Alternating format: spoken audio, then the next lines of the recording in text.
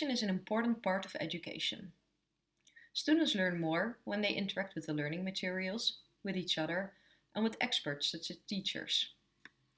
In this video, I will therefore focus on 3 different ways of stimulating interaction in Microsoft Teams.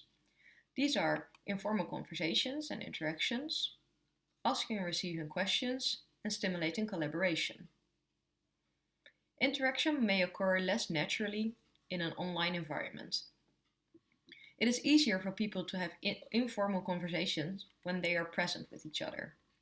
It's also online harder to interpret the non-verbal clues, and when multiple people are talking at the same time, it often results in chaos instead of interesting dialogues. So what can we do after students have gotten to know each other? First, try to stimulate informal interaction. Try to be present before the start of the meeting so you can ask students already some questions, have some informal conversations, or answer some questions. You can also take this opportunity to say hello to different students when they come into the meeting.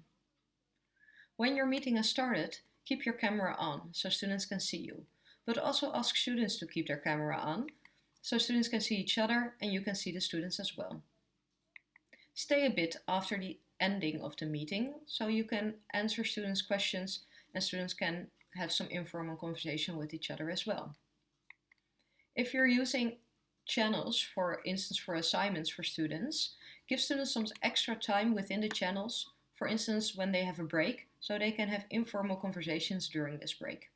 It is easier to have an informal conversation with a small group instead of with a large group. Another way of stimulating interaction is asking and receiving questions. Try to think beforehand how to organize the questions you get from students. If you have a small group, it might be the easiest to let students just break in and use their microphone to ask you a question. With a larger group, this might however get a little bit chaotic and therefore use, for instance, the hand raising option in Teams or the chat. When you're using the chat and you get a lot of questions, it might be more easy to ask a colleague or student to moderate the chat.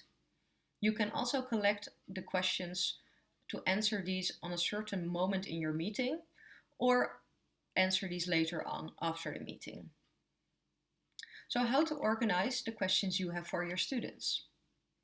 You can use a voting tool like Mentimeter to ask your students questions. You can also use the poll within Microsoft Teams to ask questions, or a hand raising question if you want to just know yes or no from students, the chat, or give them a turn using the participant list. In this way, students can go into the meeting, put their microphone and their camera on, and answer a question. A last way of stimulating interaction is by collaborating. When students are collaborating in channels, they can work on small assignments with each other. There's already a video on this called Using Channels in a Live Meeting in MS Teams.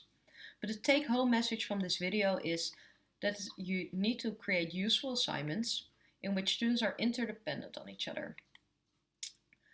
Create a clear instruction for students so they know what to do and prepare the channels beforehand. Instruct students and let them continue working together after the meeting has ended.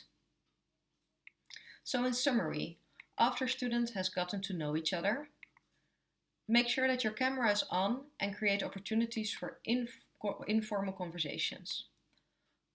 Try to remember to ask your students questions and to create opportunities for them to ask you questions. And last, stimulate collaboration using the channels in MS Teams. Thank you for watching this video.